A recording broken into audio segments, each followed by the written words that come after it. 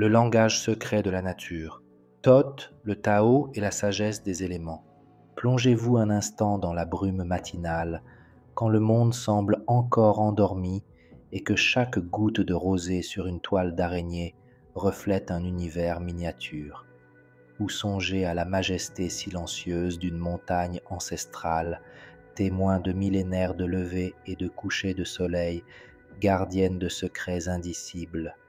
Nous sommes entourés d'un livre ouvert, d'une encyclopédie vivante du savoir, et pourtant, trop souvent, nous marchons à l'aveugle, sourds aux murmures et aux grondements d'un langage secret que la nature nous offre sans cesse. Ce n'est pas un langage de mots, mais de symboles, de cycles, d'harmonie et de disharmonie, de naissance et de mort, d'une sagesse profonde qui précède toute écriture humaine. C'est le langage ésotérique de la nature, et notre éveil commence lorsque nous apprenons à déchiffrer ces hiéroglyphes silencieux et puissants, à ressentir les vibrations subtiles qui nous relient à toute chose. Depuis la nuit des temps, les traditions ancestrales du monde entier reconnaissent la Terre comme une bibliothèque vivante, un temple sacré où chaque arbre, chaque rivière, chaque créature est un enseignant et un message. Du taoïsme chinois au chamanisme américain, en passant par les enseignements hermétiques de l'Égypte antique, il a toujours été admis que le monde naturel n'est pas un simple décor inerte, mais une entité vibrante, dotée d'une conscience propre et d'une profonde intelligence. Il nous invite à dialoguer avec lui, à décrypter ses symboles, à nous harmoniser à ses rythmes. Aujourd'hui, nous allons explorer les profondeurs de la connaissance pour redécouvrir comment la sagesse universelle de figures telles que Thoth et les principes du Tao nous guident dans ce déchiffrement, révélant la sagesse intrinsèque des éléments. Thoth, le scribe divin, celui qui donna forme à la parole et à l'écriture, n'était pas seulement le gardien des bibliothèques célestes. Il était aussi, et peut-être surtout, le déchiffreur suprême des hiéroglyphes du cosmos, le scribe de la nature elle-même. Il était celui qui lisait les signes dans le vol des oiseaux, la forme des nuages, le cours de l'eau et la croissance des plantes. Ces enseignements, souvent dissimulés entre les lignes des tables d'émeraude, nous rappellent que la véritable connaissance ne réside pas seulement dans les textes sacrés ou les formules magiques, mais qu'elle est tissée dans la trame même du monde naturel. C'est un savoir révélé à ceux qui ont des yeux pour voir, des oreilles pour entendre et un cœur ouvert pour percevoir la voix primordiale de la terre. Tel est notre chemin d'éveil, renouer avec le langage secret de la nature, redécouvrir Thoth comme notre maître intérieur sur ce chemin de déchiffrement. Cette vidéo vous ouvre les portes d'une perspective inédite sur le monde qui vous entoure, transformant chaque pas en une leçon et chaque élément en un compagnon de voyage. Préparez-vous à percevoir la nature non plus comme un simple paysage, mais comme un dialogue constant. Chercheurs de vérité, ouvrez grand vos yeux. Si vous êtes prêts à éveiller votre scribe intérieur, à déchiffrer les messages cachés que le cosmos vous adresse et à renouer avec l'harmonie primordiale, alors vous êtes au bon endroit, au bon moment. Ne manquez pas une seule seconde de cette révélation qui changera votre rapport à la vie. Abonnez-vous dès maintenant pour rejoindre notre communauté d'éveillés et ne ratez plus aucune parcelle de sagesse qui vous reconnectera à l'âme du monde. Le taoïsme, avec ses principes ancestraux énoncés dans le Tao Te Ching de Lao Tseu, nous initie au concept de la voix, le Tao, intrinsèquement lié à l'harmonie et au rythme de la nature. Le Tao n'est ni un dieu ni une doctrine, mais l'ordre fondamental de l'univers, un flux ininterrompu d'énergie et d'informations qui se manifeste dans chaque phénomène naturel. Vivre en harmonie avec le Tao, c'est se laisser porter par cet ordre, comprendre que toute chose a son temps, son lieu et sa fonction. Les taoïstes, observant attentivement la nature, ont appris la sagesse de l'eau qui s'adapte à chaque récipient, la résilience du bambou qui plie sans se rompre, la nature cyclique des saisons qui nous enseigne la naissance, la croissance, le déclin et la renaissance. Pour eux, la nature est le plus grand maître et chaque aspect d'elle est un symbole, un hiéroglyphe vivant qui reflète des vérités universelles sur notre existence même et notre chemin spirituel. Cette approche éco-spirituelle nous invite à une contemplation active, à une fusion entre notre être intérieur et le macrocosme qui nous entoure, à redécouvrir un sentiment d'appartenance souvent érodé par la modernité. C'est un éveil à notre interconnexion fondamentale avec la trame même du vivant. Thoth, dans son incarnation égyptienne de divinité de la sagesse, de l'écriture et du savoir, était le maître par excellence de cette lecture du cosmos. Il enseignait aux humains à observer la nature non pas avec un regard séparé, mais avec une vision unifiée du sacré. Les hiéroglyphes égyptiens eux-mêmes, si riches en images d'animaux, de plantes et de phénomènes naturels, n'étaient pas seulement un système d'écriture, mais une représentation de ce langage secret, un pont entre les mondes physiques et métaphysiques. Thoth était le scribe de la nature, par excellence, celui qui consigna les lois du cosmos non sur du parchemin, mais en les déchiffrant à partir des étoiles, des rivières et du sable du désert. Les tables d'émeraude qui lui sont attribuées, bien qu'elles ne mentionnent pas explicitement les arbres et les rivières, indiquent par le principe ce qui est en haut et comme ce qui est en bas, que les schémas célestes et les lois universelles se reflètent parfaitement dans les manifestations terrestres. Ainsi, l'observation de la nature devient une voie vers la compréhension des vérités divines et de l'architecture cosmique, un acte de méditation et de révélation profonde que Thoth considérait comme la clé de la véritable connaissance et de l'éveil de la conscience humaine. Les philosophies animistes et le chamanisme, présents dans les cultures ancestrales de tous les continents, nous offrent une perspective encore plus intime et vivante sur le langage secret de la nature.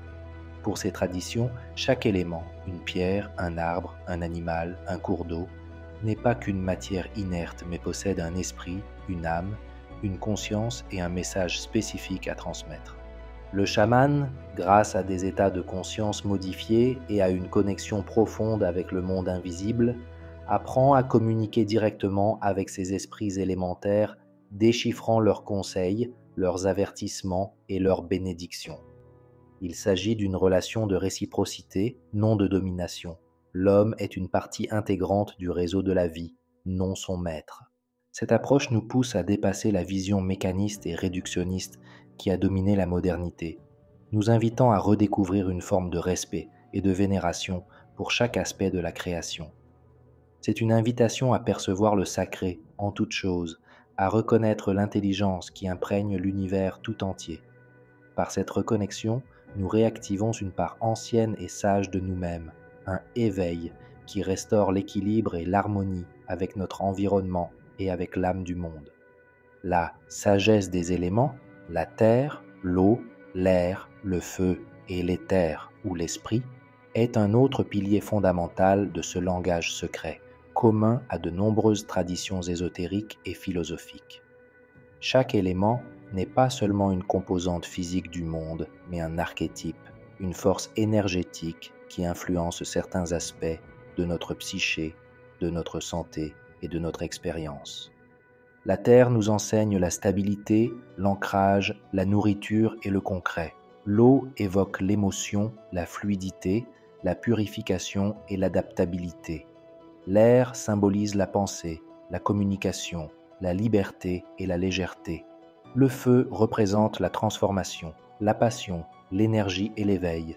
L'éther, l'élément le plus subtil, est espace, conscience pure, interconnexion et possibilités infinies.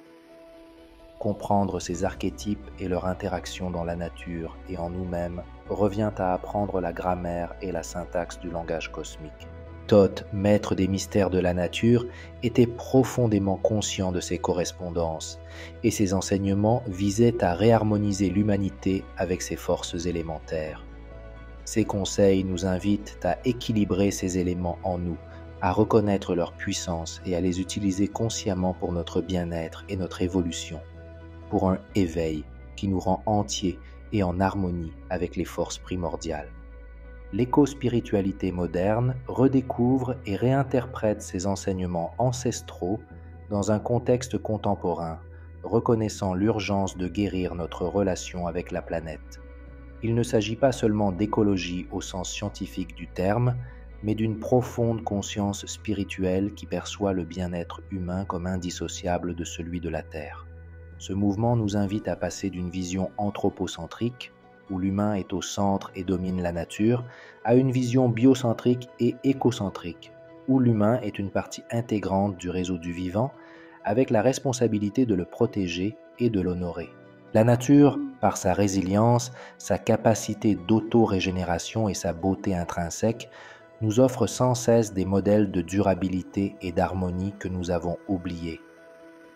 Se reconnecter au langage secret de la nature, c'est non seulement apprendre à déchiffrer les signes extérieurs, mais aussi redécouvrir notre nature la plus authentique et sauvage, cette part de nous-mêmes intrinsèquement liée au rythme de la Terre. C'est un éveil collectif qui nous appelle à être des gardiens et non des destructeurs, à honorer le sacré en chaque feuille, chaque vague, chaque souffle, comme Thoth l'aurait souhaité. Pour mieux éclairer ce vaste concept et le rendre tangible non seulement pour l'esprit rationnel, mais surtout pour le cœur, permettez-moi de partager avec vous une fable ancienne, un récit intemporel qui renferme la sagesse ancestrale de Thoth sous une forme évocatrice et accessible, une allégorie qui résonne profondément avec les vérités récemment découvertes sur le langage secret de la nature et la sagesse des éléments. Dans les vallées émeraudes d'un royaume antique, où les rivières chantaient sans fin entre des montagnes imposantes et où des forêts ancestrales se dressaient comme des temples vivants, vivait un jeune herboriste nommé Orion. Il ne possédait ni la richesse des nobles, ni la puissance militaire des généraux, ni l'immense bibliothèque de rouleaux des érudits de la cour. Son seul et précieux héritage était un savoir ésotérique que lui murmuraient, depuis l'enfance, les arbres majestueux et les eaux cristallines des ruisseaux, une connaissance profonde et intuitive du langage secret de la nature. On disait qu'il avait appris à converser avec le vent et les pierres, et que son guide était une mystérieuse figure encapuchonnée qui apparaissait dans ses rêves comme un sage maître écrivant dans l'air avec un bâton de lumière, un écho des anciennes tablettes d'émeraude qui parlaient d'une sagesse cachée dans le visible. Un jour, une mystérieuse maladie frappa le royaume. Ce n'était ni une fièvre ni une peste comme on en connaissait. C'était un malaise de l'âme, un voile d'apathie et de déconnexion qui rendait les gens indifférents à la beauté, sourds au chant et aveugles aux couleurs du monde. Les fleurs semblaient se faner sous leurs yeux, le murmure des ruisseaux ne leur apportait plus de joie, et les rires des enfants sonnaient creux. La sagesse des médecins était vaine, les prières des prêtres semblaient sans effet. Le roi, rongé par une angoisse grandissante pour son peuple, réunit tous ses conseillers, mais nul ne savait comment guérir cet étrange mal qui le rongeait de l'intérieur. C'est alors qu'Orion, le jeune herboriste, animé d'une force intérieure et d'une intuition profonde, apparut devant le trône, ses yeux verts reflétant la sérénité des forêts. « Votre Majesté, dit Orion d'une voix claire et modulée qui résonna dans la salle du trône, le mal qui afflige votre peuple n'est pas physique, mais spirituel, une rupture avec la source même de la vie. Pour guérir, nous devons réapprendre à écouter. » Les conseillers les plus âgés, habitués aux formules médicales complexes et aux traités poussiéreux, le regardèrent avec scepticisme, mais le roi, désespéré et animé d'une lueur d'espoir, décida de lui accorder sa confiance. Orion conduisit le peuple non pas au temple ni à l'apothicaire, mais dans une clairière sacrée au cœur de la plus ancienne forêt du royaume, un lieu où la nature vibrait d'une force primordiale. Là, Orion leur demanda à chacun de fermer les yeux, non pour fuir la réalité, mais pour s'y immerger profondément, pour la ressentir. Il leur demanda de se connecter aux éléments, de poser leurs mains sur la terre et d'en ressentir la stabilité et la force nourricière, d'écouter le murmure de l'eau dans le ruisseau et d'en percevoir la fluidité et la purification, de respirer profondément l'air en ressentant sa liberté et la clarté de sa pensée, de contempler la flamme d'un petit feu rituel en percevant le feu comme une énergie de transformation et de vie. Ne cherchez pas à comprendre avec votre esprit, les avertit Orion, mais ressentez avec votre cœur, Écoutez avec votre âme le langage silencieux de ces maîtres élémentaires. Laissez leur sagesse vous imprégner et réveiller ce qui s'est endormi. Tandis que l'assemblée méditait, Orion sortit une petite flûte en os et y souffla une mélodie ancestrale et primordiale. Son son se mêla au bruissement des feuilles, au murmure du ruisseau et au crépitement du feu, créant une harmonie qui résonnait avec la musique secrète du cosmos. Dans cet espace de profonde connexion, les gens commencèrent à ressentir une chaleur renaissante dans leur cœur, une lumière illuminant leurs esprits. Les couleurs du monde retrouvèrent leur éclat, les sons de la nature redevinrent musique, et un sentiment de paix et de joie longtemps oublié inonda leurs âmes. Le mal mystérieux s'évanouit comme la brume au soleil.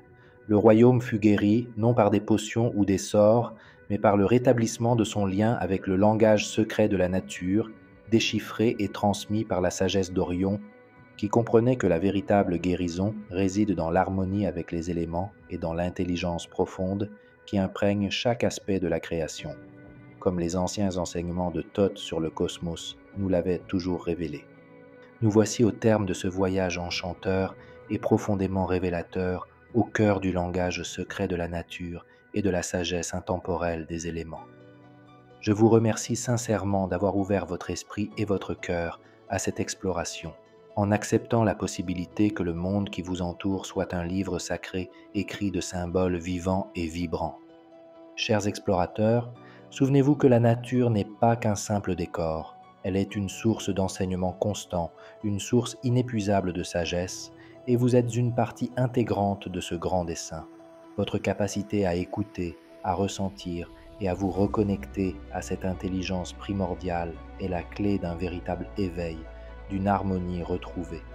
Si cette vidéo vous a inspiré, si elle a éveillé votre curiosité et vous a donné envie de déchiffrer les messages du vent, de l'eau et des arbres, si elle vous a incité à regarder le monde d'un œil nouveau, je vous invite sincèrement à nous laisser un j'aime qui témoigne de votre gratitude et à la partager avec tous ceux qui, selon vous, pourraient bénéficier de cette sagesse ancestrale et pourtant si actuelle et si précieuse. Et si ce n'est déjà fait, si vous ressentez une profonde connexion avec la beauté et la vérité qui émanent de la nature, je vous invite, avec une sincère gratitude, à vous abonner dès maintenant à la chaîne. Rejoignez notre communauté en constante expansion, une famille d'âmes éveillées qui, jour après jour, cherchent à percer les mystères de l'existence et à redécouvrir notre véritable nature tissée dans la trame du cosmos. Votre participation active et votre soutien sont essentiels à cet espace de connaissance, de croissance et de partage authentique, nous permettant ainsi de diffuser ces messages fondamentaux. Avant de nous quitter et de conclure cette profonde réflexion, je vous demande un petit geste qui peut faire toute la différence. Laissez un commentaire ci-dessous avec les mots-clés « sagesse naturelle » ou « élément sacré » pour nous dire ce qui a le plus résonné en vous, les enseignements que vous intégrerez à votre quotidien et les graines de conscience semées dans votre jardin intérieur. Je vous souhaite un voyage éclairé et conscient, un chemin en harmonie avec les rythmes de la Terre, riche de découvertes extraordinaires et d'une connexion profonde et régénératrice avec l'âme du monde. À bientôt, explorateurs de l'âme, et que votre vie soit toujours un dialogue sacré avec le grand livre de la nature.